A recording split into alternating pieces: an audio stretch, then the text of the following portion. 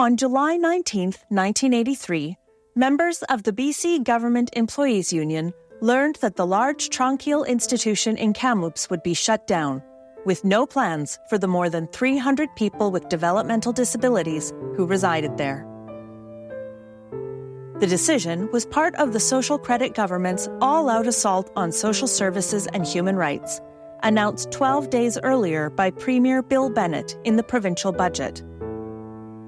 BCGEU organizer Gary Steeves held a meeting with the staff to strategize.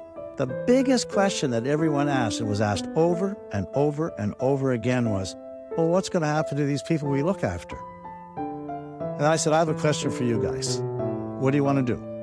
You have choices. You can do nothing, or you can fight back. This guy stood up way at the back of the meeting. He stood up and he said, yeah, we don't have any choices here. Like, you don't give me that. We don't have any choices here. We're not going to take this. Thus began the occupation of Tranquille. Workers raised a hand-painted union flag and flew it alongside the flag of Operation Solidarity, signaling their common cause with the other labor and social justice organizations united in the massive protest movement. They evicted the managers, changed the locks, elected a council, and declared the facility under new management. Boy, the workers, they just handled it all. There was schedules in every department within an hour. And then we called the bosses and said, you will not be allowed into work tomorrow. We had sentries on every door.